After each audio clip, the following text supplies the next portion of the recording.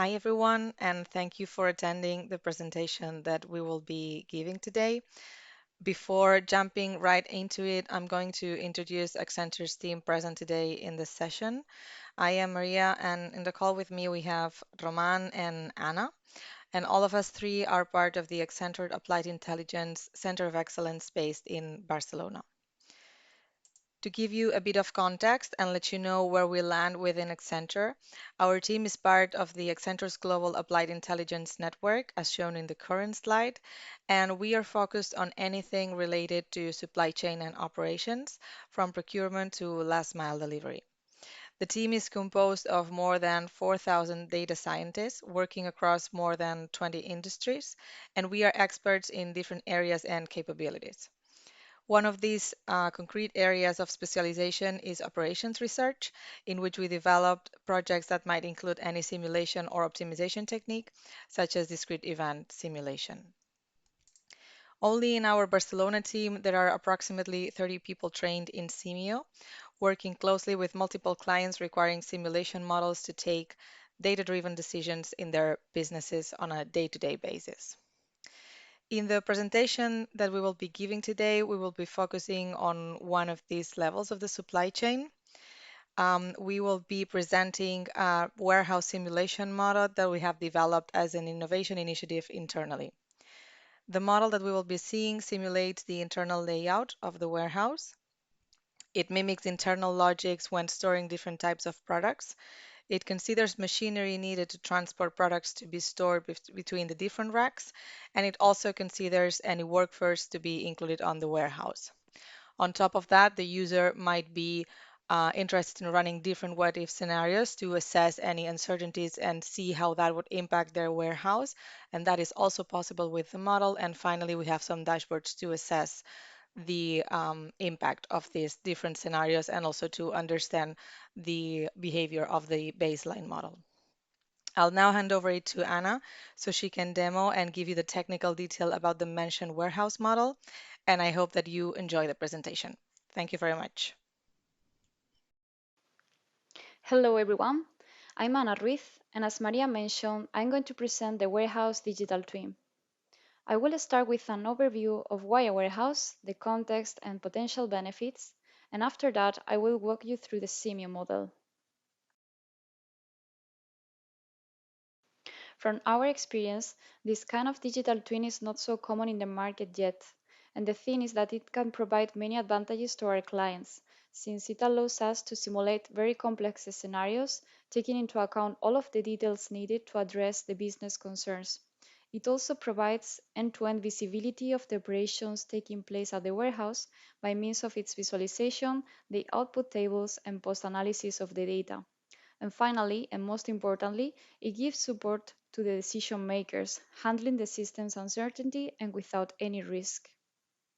The potential benefits that our clients can achieve are the following: savings associated to cost to serve, the reduction of operational costs, a decrease in the number of resources needed, and generally, an increase in the performance of the warehouse.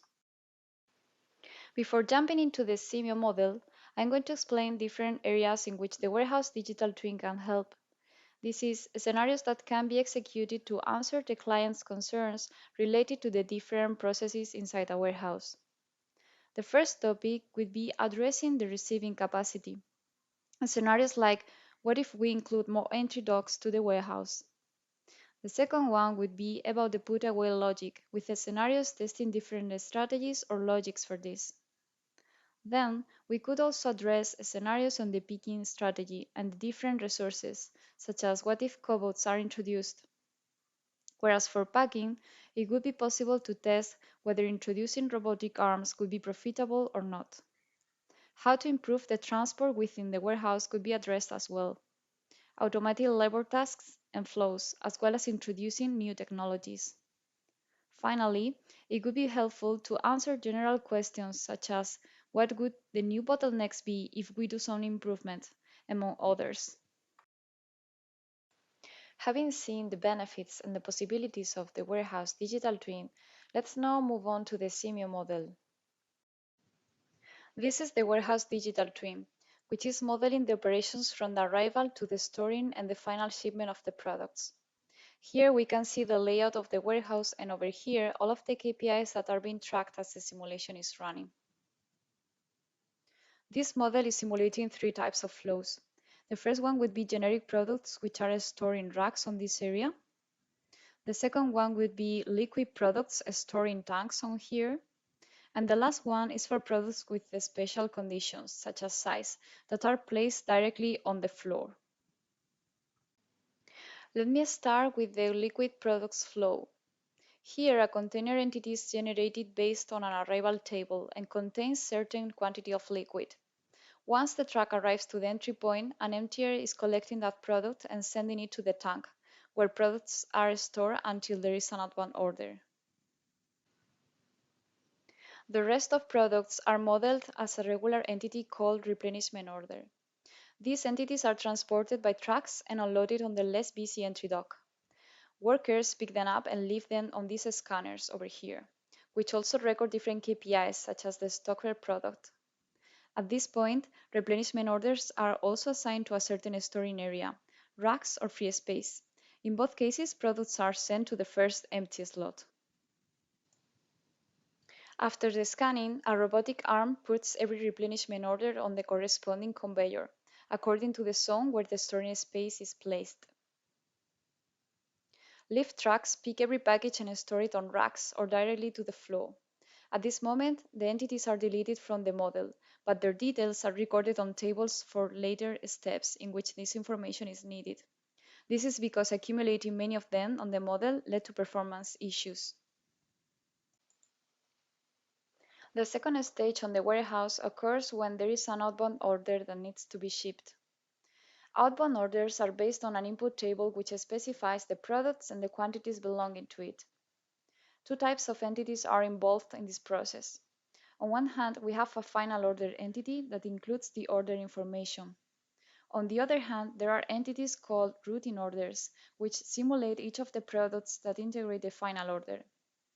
Then, once the warehouse receives an outbound order, a final order entity is created and sent to the parent queue of the less busy combiner, while a routing order is created directly on the corresponding storing area.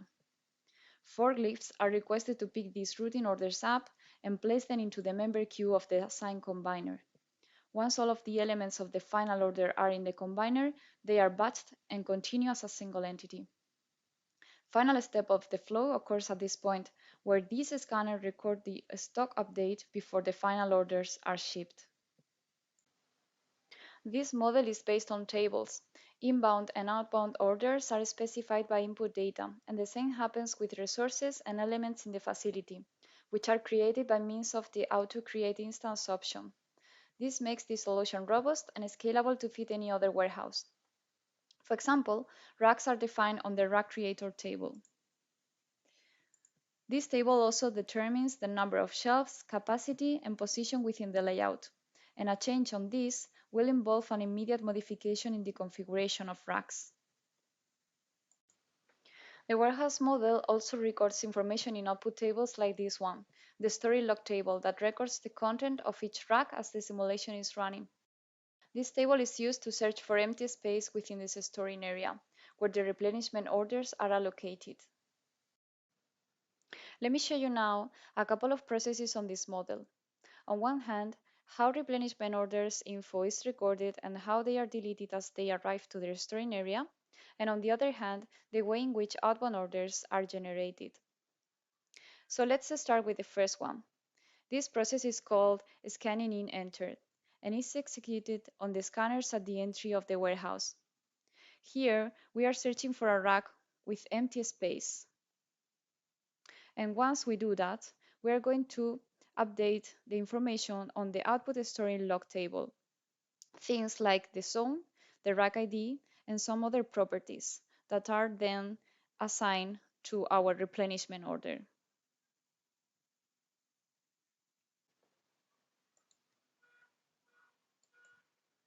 So once entities arrive to their storage location, the output storage log table has already been updated with the replenishment order info, and this process, called input storage entered, is executed as an add-on process, triggered when they enter the input node. Then, every entity that the for leaf carries is finally destroyed with a delay of a few seconds so that we can visualize the entity on the location for a while. Secondly, I will show you the process by which final orders and routine orders are created in the model. At the beginning of the process, a final order is created, and the order properties are assigned to it before it is transferred to the assigned combiner.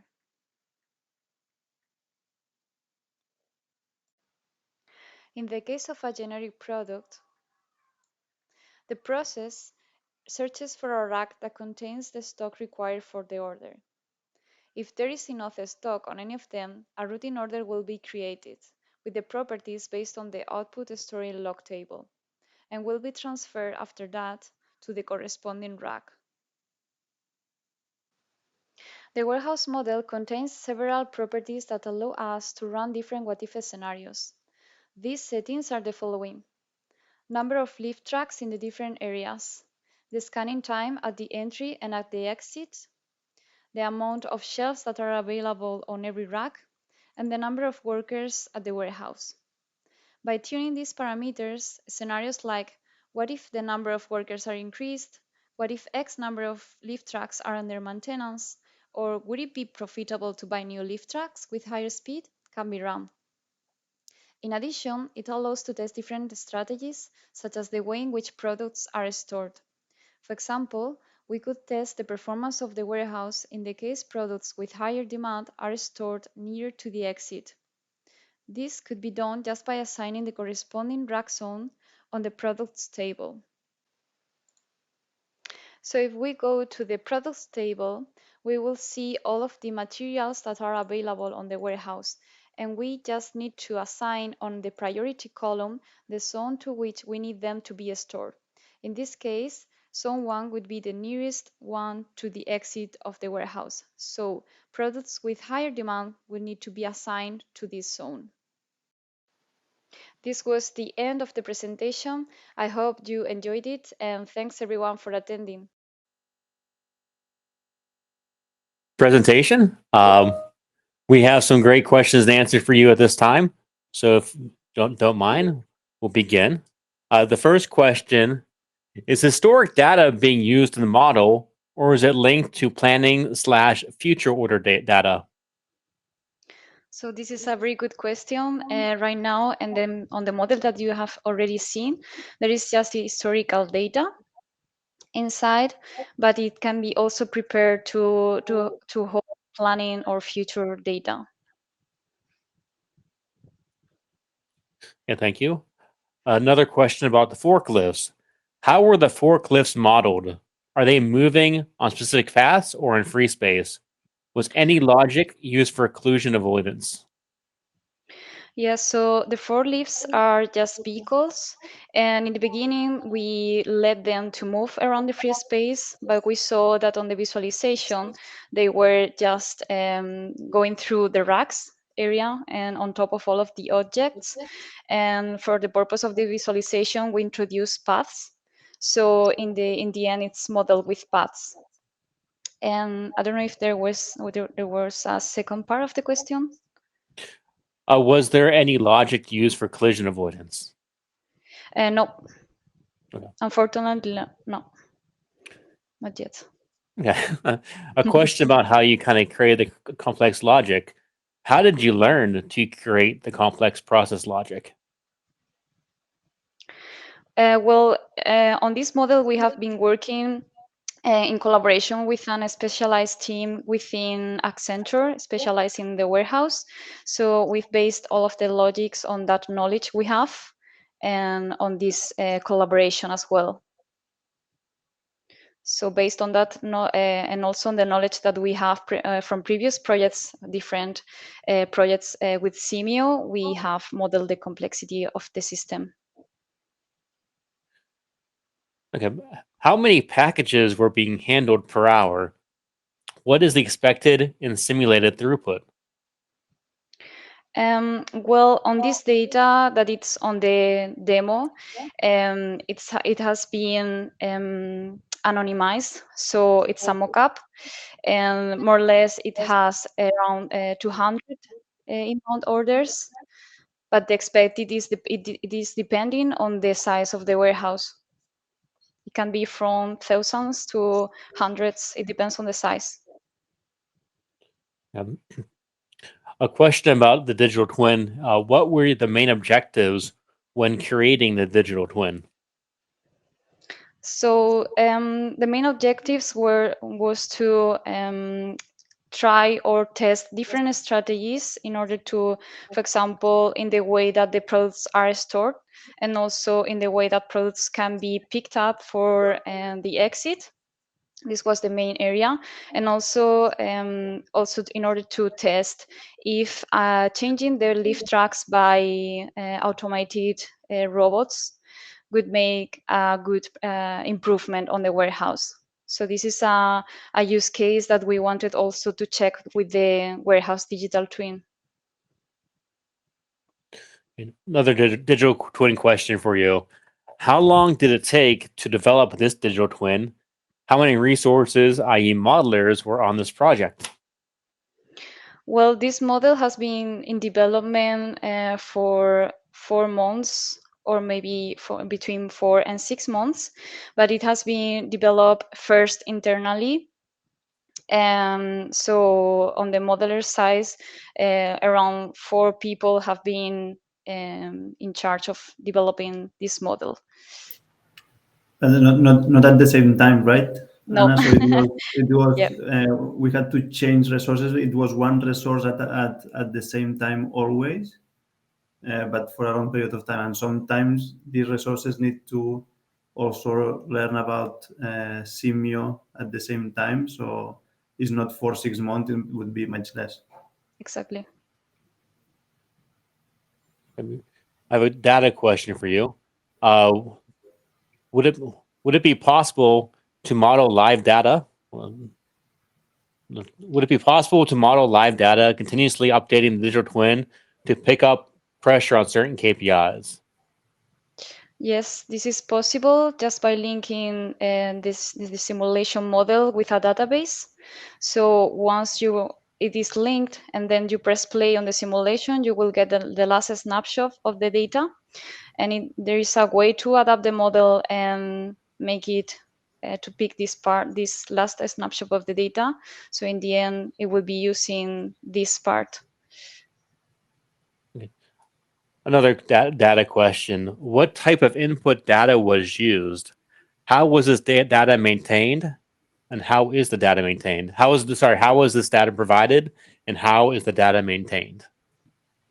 So the type of data it is used, it's information about the inbound orders, the timings and so on, the quantities, etc., the types of products. Also, the information related to the layout of the warehouse is required, the capacities of the resources and so on. And what we usually do to get the data is to send an initial data request in a form of a simple Excel. And then we start the development with these Excel's spreadsheets. We introduce that data into the model, and then the maintenance is just updating these Excels. But in the case that we linked it to a database, it would be simply connecting to the database. And when you're building this model, did you need to know any programming language to learn Simio or build this model? About programming languages, in the beginning we used R in order to create the layout of the racks automatically. So once we need a change in the layout or in the number of racks or the positions, we would go to these R scripts. And in the term from the Simio side, yes, of course, we needed to learn Simio. Myself, I already knew when we started the project, but then the developers that have been working on this model needed, as Roman mentioned, also to do the trainings on Simio. Yeah, I think that the question goes more on if you need a programming language to use to learn Simio. So you don't need a programming language to learn Simio. But that said, I have to say that people that knows how to program and mainly if they know object-oriented programming, for them is easier to learn Simio and easier to build processes inside Simio. Thank you. Another question about your racks. Were you keeping track of location of each package within the rack, or just the rack where a package was stored?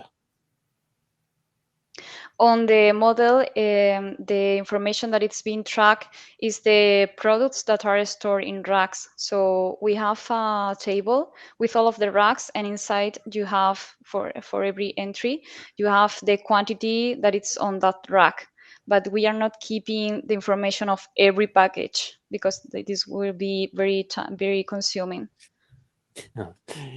I can imagine. And one final question for you, revolving around the digital twin again. Was Simio the only tool used to create the digital twin? If not, what other tools did you use? Well, this is a bit linked to what I said before. We used also R, but just mainly Simio, and this bit for the data, R Studio. Yeah. Well, Anna and Roman, I want to thank you so much for a great presentation. Thank you again for being involved with this Simio Sync. We will take a quick 5-minute break, and we'll start our next presentation at 10:30 a.m. Eastern Time. Thank you guys again. Thank you Thank very you. much. Bye bye.